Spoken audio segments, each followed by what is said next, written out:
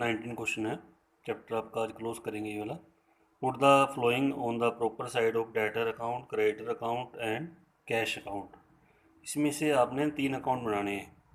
एक तो आपने बनाना है कैश अकाउंट, एक आप बनाएंगे डेटर अकाउंट, एक हम बनाएंगे क्रेडिटर अकाउंट। कैश असेट्स हो गया, यानी असेट्स का अकाउंट बनेगा। डेटर भी असेट्स है। डेटर कौन होते हैं? जिनको गुड सोल्ड किया है क्रेडिट में, ठीक है, जो डेटर होते हैं। क्रेडिटर कौन होते हैं? जिनसे परचेज किया है क्रेडिट में, क्रेडिटर होते हैं, ठीक है, जिनको हमने देना होता है। ये लायबिलिटी अकाउंट हो गई। ये असेट्स का बनाना है।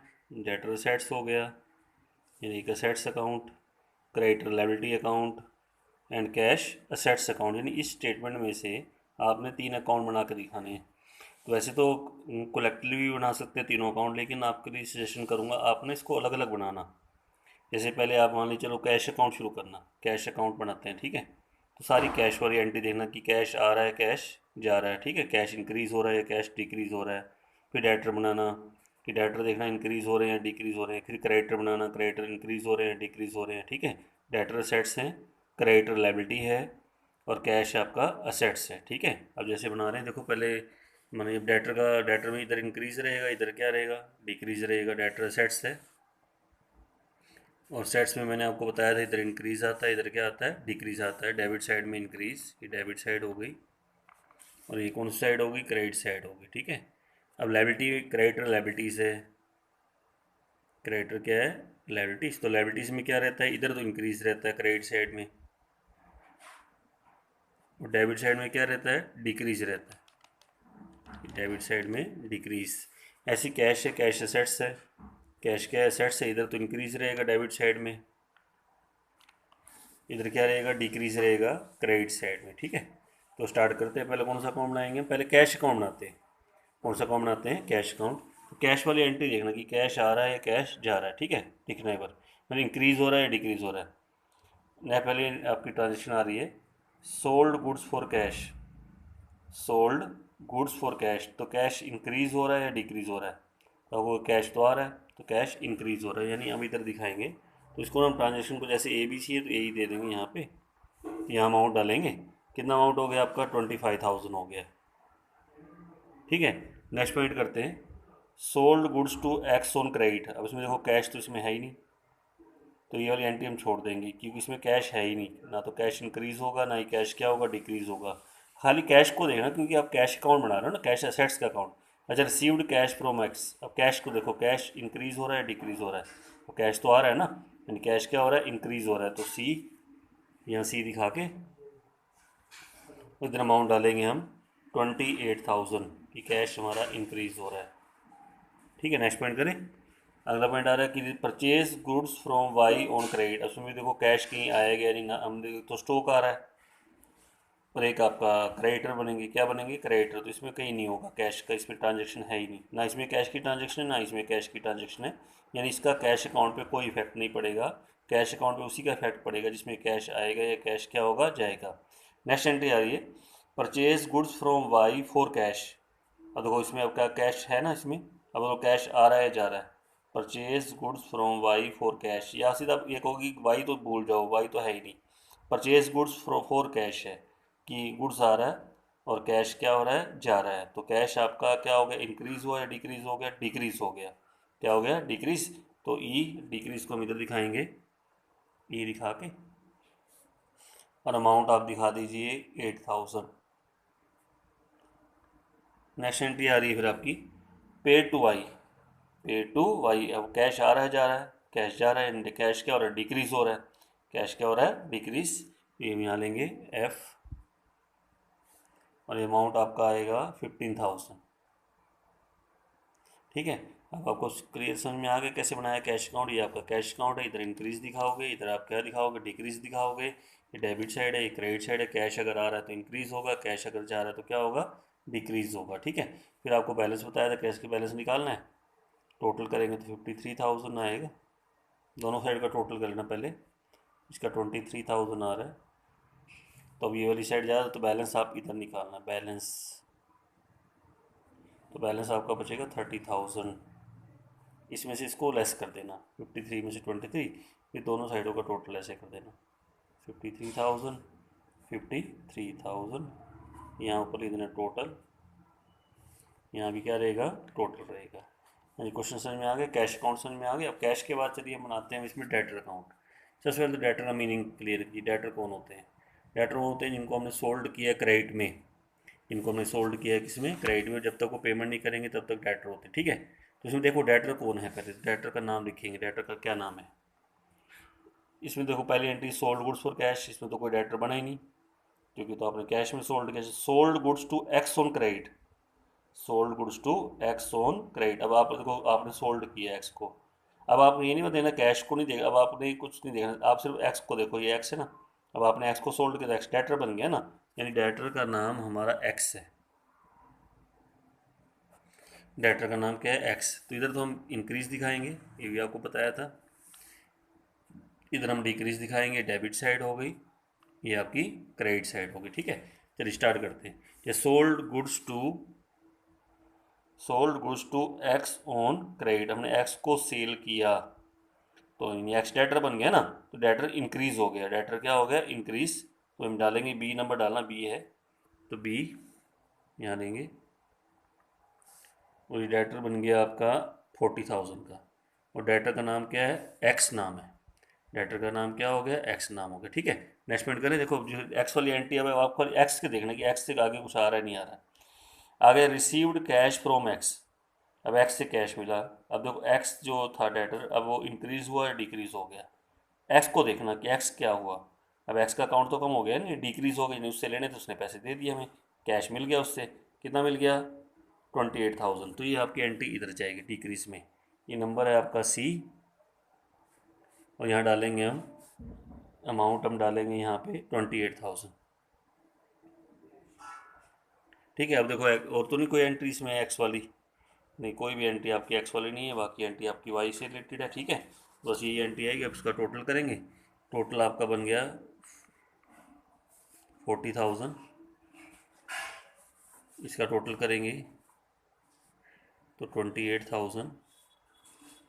तो फिर ये साइड ज़्यादा है, बैलेंस इधर निकल के आएगा, बैलेंस निकालना।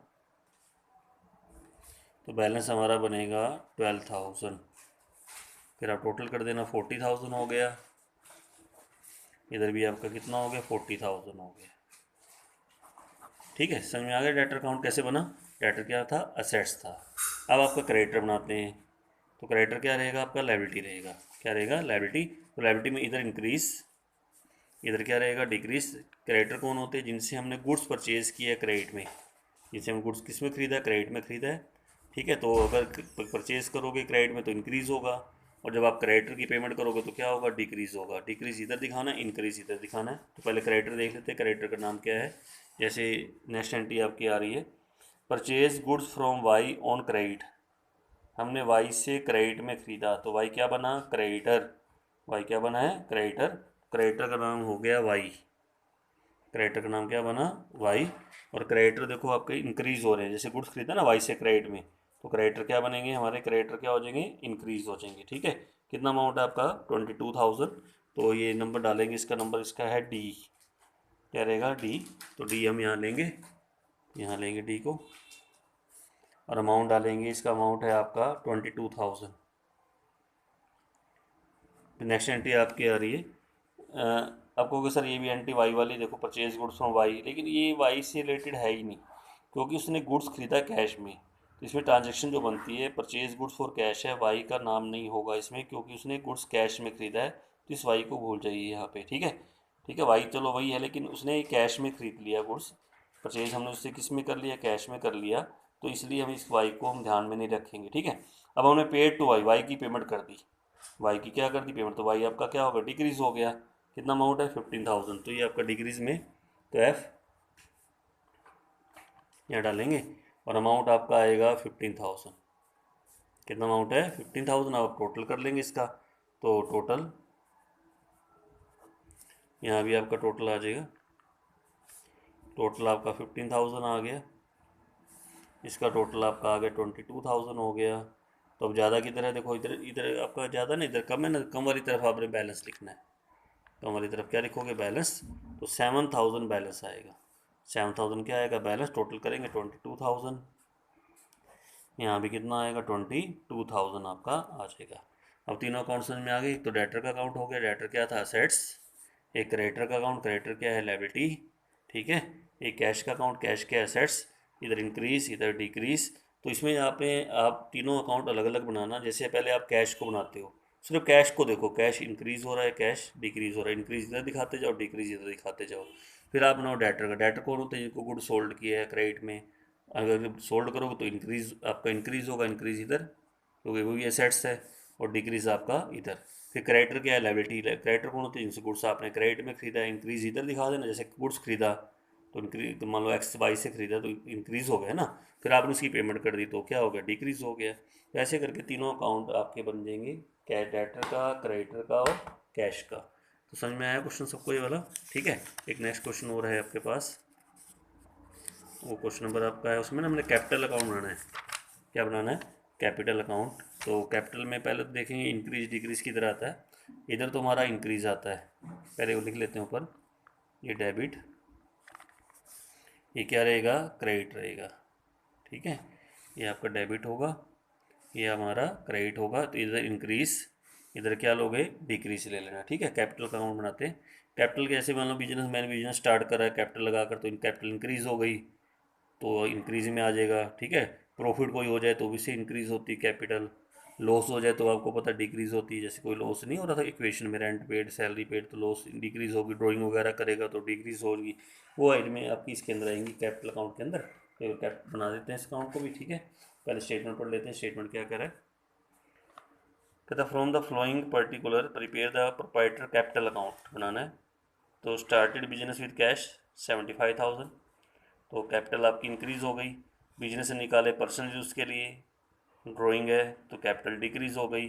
LIC को भी ड्राइंग बोलते हैं, लाइफ इंश्योरेंस प्रीमियम ड्राइंग होता है, ध्यान रखना होना। लाइफ इंश्योरेंस प्रीमियम क्या होता है, ड्राइंग, इसी भी डिक्रीज़ होगी। अच्छा, उसने कोई इन्वेस्टमेंट बेची 15,000 की, कितने प्रॉफिट पर, 5% प्रॉफिट पर, तो ये पैसा उसने बिजनेस में लगा दिया, ये होती है एडिशनल कैपिटल। तो कैपिटल हमारी इंक्रीज़ होगी, क्या होगी, इंक्रीज़, और ये लॉस हो गया। लॉस से कैपिटल क्या होती है, डिक्रीज़ होती है। यानी इससे कैपिटल प्लस होगी, इंक्रीज़ होगा, इससे डिक्रीज़ होगा, इससे भी डिक्रीज़ होगा, इससे फिर इंक्रीज़ होगा, इससे आपने डिक्रीज़ करना है। कौन सा अकाउंट बनाना है, कैपिटल अकाउंट। इसमें डेट दे रखी, डेट के अकॉर्डिंग बना देना, ये एन टी पी में डालने की जरूरत नहीं है बस, ठीक है। बस 1 2 3 4 कर देंगे जैसे, ठीक है। इसमें नंबर देने रखे ना कि ये सील नंबर ABC है, 1 2 3 4 5 करके ले लेंगे, ठीक है। डेट अगर डालनी, डेट का कॉलम साथ में बन जाता है। जैसे बिजनेस स्टार्टेड विद कैश, तो कैपिटल क्या होगी, इंक्रीज़ हो गई, तो यहाँ दिखाएंगे इंक्रीज़ में, इधर फर्स्ट ट्रांजेक्शन है, डेट डालनी डाल देना। डेट जैसे अप्रैल 1 दे रखी, डेट का कॉलम बन जाता है कि हमारा यहाँ पे। और अमाउंट आपका रहेगा 75,000, 75,000 इंक्रीज, ठीक है, यहाँ पे ले लेंगे। क्लियर, समझ में आ गया अच्छी तरह से आपको। नेक्स्ट पॉइंट है, बिजनेस से निकालें कौन से यूज़ के लिए, पर्सनल यूज़ के लिए। किसके लिए, पर्सनल। तो पर्सनल को बोलते हैं ड्राइंग, क्या होती है, ड्राइंग से कैपिटल क्या होती है, डिक्रीज होती है। तो इधर आ जाएंगे हम, सेकंड ट्रांजेक्शन, डेट डालेंगे जून 17 है, और अमाउंट आपका हो गया इसमें 10,000, यहाँ डाल देंगे। कितना अमाउंट डालेंगे, 10,000 डाल देंगे, ठीक है। नेक्स्ट पॉइंट पे आ जाते हैं, लाइफ इंश्योरेंस प्रीमियम पेड। अब ये भी ड्राइंग है, ड्राइंग होती है, क्या होती है, ड्राइंग। तो जुलाई 31, इससे भी डिक्रीज होगी। तो जुलाई 31 ट्रांजेक्शन नंबर 3 है, और ये हमारा डिक्रीज होगा 13,000। समझ में आया कैसे बनाया मैंने इसको। नेक्स्ट पॉइंट करते हैं, उसने कोई पर्सनल इन्वेस्टमेंट पड़ी थी घर पे उसके 15,000 की, कितने प्रॉफिट पर सोल्ड कर दी, 5% प्रॉफिट पर सोल्ड कर दी, और ये पैसा उसने बिजनेस में लगा दिया। ये होती है एडिशनल कैपिटल। कौन सी कैपिटल, एडिशनल कैपिटल। तो इससे भी हमारी इंक्रीज हो जाएगी। तो डेट डालेंगे, डेट आपकी दे रखी है सितंबर 25 है, ट्रांजेक्शन 4 है। पहले अमाउंट कैसे निकालेंगे, देखो 15,000 की उसकी इन्वेस्टमेंट थी, और उसने उसको 5% प्रॉफिट पर सोल्ड कर दिया। तो इसका 5% करके ना 750 इसमें ऐड करना, यानी 15,750 की टोटल इन्वेस्टमेंट बनेगी। ये होती है एडिशनल कैपिटल। कौन सी कैपिटल, एडिशनल। 15,750, इससे आपकी कैपिटल इंक्रीज होगी। कैपिटल क्या होगी, इंक्रीज।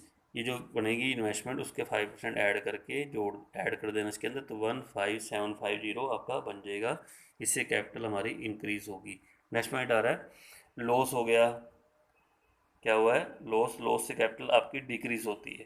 दिसंबर 31 दिसंबर 31 लेंगे, यहाँ पे नंबर क्या डालेंगे इसका 5, लॉस 5000। अगर एक्साइज का क्वेश्चन करोगे ना, वहाँ वहाँ आपका प्रॉफिट हो रहा है, तो प्रॉफिट से कैपिटल क्या होगी, इंक्रीज होगी, उसको आप यहाँ दिखा देना। ठीक है, अब आप टोटल करेंगे इसका टोटल, यहाँ भी हम टोटल लेंगे, टोटल करते तो ये बन जाता हमारा 90750। वहाँ पर उसने सीधा बैलेंस निकाल दिया, आप पहले टोटल करें, यहाँ बनता है 28,000। ठीक है, तो फिर आपकी ये साइड ज़्यादा है, बैलेंस इधर निकल के आएगा, कम इधर कम उधर बैलेंस निकाल देना। बैलेंस, ये बैलेंस आपका आएगा 62750। इस अमाउंट में से इसको लेस कर देना तो ये बैलेंस निकल के आ जाएगा, फिर पूरे का टोटल कर देना। ठीक है, 90750, यहाँ भी आएगा 90750, हमारा पास यहाँ आ जाएगा। हाँ जी, बताओ समझ में आया क्वेश्चन सबको? कौन सा अकाउंट था ये, कैपिटल का। इधर आप क्या दिखाओगे, डिक्रीज, इधर क्या दिखाओगे, increase. Credit side, debit side, इधर जिससे कैपिटल इंक्रीज होगी, इधर कैपिटल जिससे क्या होगी, डिक्रीज होगी। ठीक है, समझ में आया क्वेश्चन कैसे करना था? तो ये क्वेश्चन आपने आज 2 क्वेश्चन आपके पास, लगभग चैप्टर कंप्लीट है, इसके बाद आपका और कुछ नहीं रहेगा इसके अंदर। इसमें 3 पार्ट थे, एक तो अकाउंटिंग इक्वेशन बनानी थी, एक फॉर्मूले वाले क्वेश्चन मैंने आपको कराए थे, इसमें assets equal to liability plus capital, capital का फार्मूला बताया था, एसेट्स माइनस लायबिलिटी, और एक प्रॉफिट का फार्मूला भी दिया था, वो क्वेश्चन भी आए थे। और एक ये टी शेप अकाउंटिंग है, कोई ज़्यादा इतना वैसे इंपॉर्टेंट है नहीं, लेकिन ये आगे आएगा आपके पास, पूरा ही आएगा ये। अब जो मैंने इसमें बीच में जो लिखा है ट्रांजेक्शन कैश कैश, ये मैंने बताया नहीं, क्योंकि ये आगे ना आपके पास आने वाला है, लेजर बनाएंगे हम, टॉपिक है, चैप्टर आएगा पूरा लेजर का, तो वहाँ अच्छी तरह हम उसको सीखेंगे कि लेजर कैसे बनते हैं। ये खाली बस इतना ध्यान रखना कि 5 अकाउंट्स हैं ये आपके, जो मैंने बताया है इसके अंदर, अमेरिकन अप्रोच के अंदर। बस इंक्रीज डिक्रीज ध्यान रखना, इंक्रीज किधर आता है डिक्रीज किधर आता है, और नंबर डाल के उस हिसाब से आप क्वेश्चन को कर देना। ठीक है, तो मैं चाहता हूँ समझ में आ गया होगा आप सबको। तो आज एक तो ये पॉइंट था, एक तो इक्वेशन है जो आपकी ये कंसेप्ट रह गए थे। तो एक तो हमारा है कन्वेंशन ऑफ मेटेरियलिटी, मेटीरियलिटी बोलते हैं इसको हम। ठीक है, तो कन्वेंशन ऑफ मेटीरियलिटी, मेटीरियलिटी, ठीक है, ध्यान रखना। तो ये जो पीछे मैंने आपको कराया था, फुल डिस्क्लोज़र वाला कराया था प्रिंसिपल, जो आपने कल किया था, जिसमें मैंने आपको कहा था कि जो भी इकोनॉमिक अफेयर से रिलेटेड इन्फॉर्मेशन है उनका फुल डिस्क्लोज होना चाहिए, किसी भी बात को हमें छुपाना नहीं चाहिए, सारी बातें जो भी इम्पोर्टेंट हैं उनका फुल डिस्क्लोज़र होना चाहिए। लेकिन इससे उल्टा है, एक्सेप्शन है इसकी, इस प्रिंसिपल एक्सेप्शन है किसका, फुल डिस्क्लोजर का, यानी कि उससे बिल्कुल उल्टा। ये कह रहा है कि आइटमें जो बिल्कुल इनसिग्निफिकेंट हैं, यानी जो बिल्कुल अनइम्पोर्टेंट आइटमें हैं, अनइम्पोर्टेंट आइटमों की बात कर रहा हूँ, जो बिजनेस के लिए किसी काम की नहीं है, ठीक है, उनको डिस्क्लोज करने की ज़रूरत नहीं है। Need not to be disclose, यानी उसको कोई डिस्क्लोज करने की ज़रूरत आपको नहीं है। उनको या तो लेफ्ट आउट कर दो, या तो बिल्कुल छोड़ दो, या दूसरी आइटमों में मर्ज कर दो। ये दूसरे आइटमों में क्या कर दो, मर्ज कर दो, नहीं तो आपके जो अकाउंटिंग स्टेटमेंट है ना, इन आइटमों से पूरी तरह से भर जाएंगे और आपके ओवरबर्डन हो जाएंगे।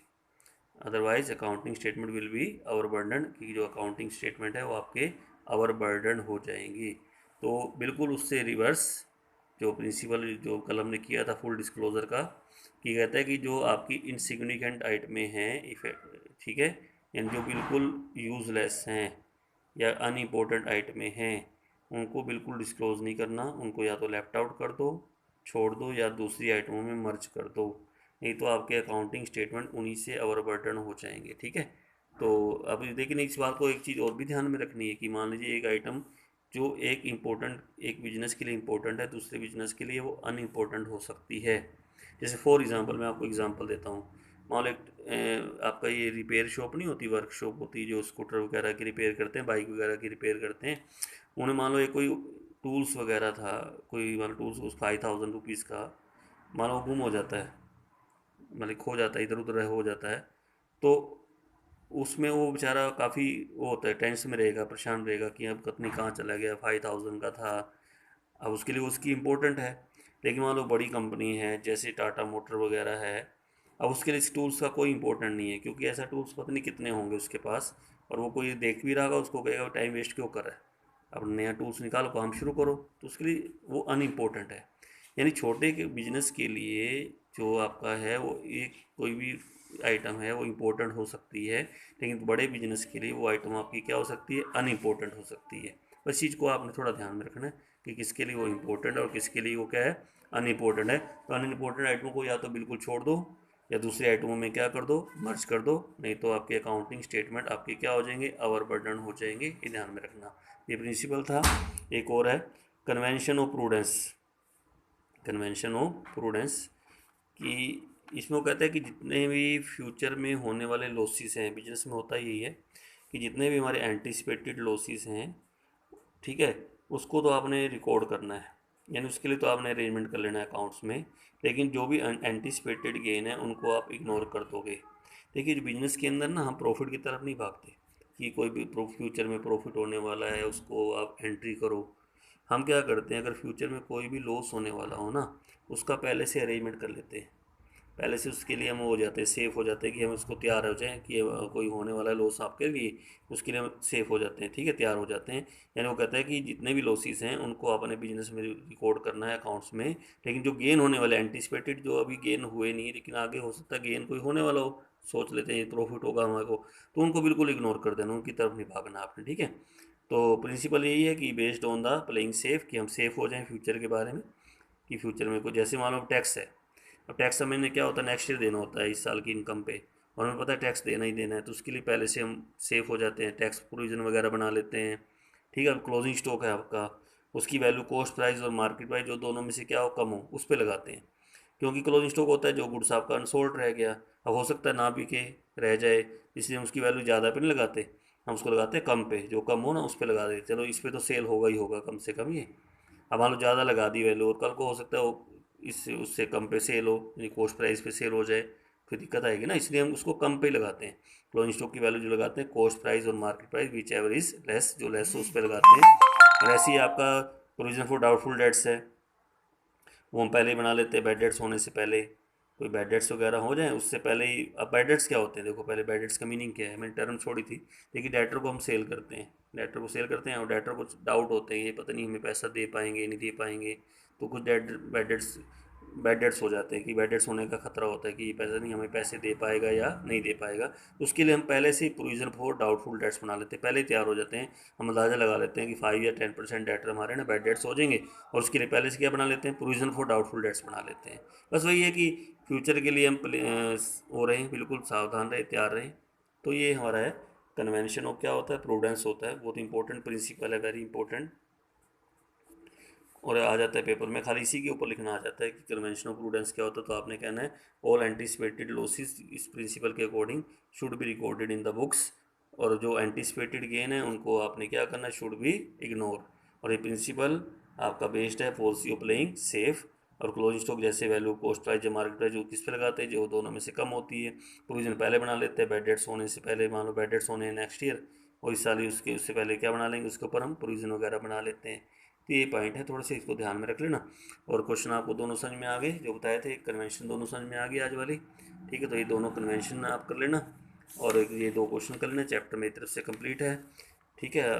तो कल मैं इसका कोई वीडियो आपको नहीं भेजूंगा, नेक्स्ट चैप्टर भी स्टार्ट नहीं करूँगा। आपने क्या करना, जितना भी आपको ये कराए दोनों चैप्टर आप अच्छी तरह रिवाइज़ कर लो, ठीक है। और ये जो जो भी जिसका भी आपके पेंडिंग वर्क है वो पूरा कंप्लीट कर लो, चैप्टर अच्छी तरह से आपके कर लो, पहले कंप्लीट करके उसके बाद नेक्स्ट चैप्टर हम स्टार्ट करेंगे, ठीक है। बस आज यहीं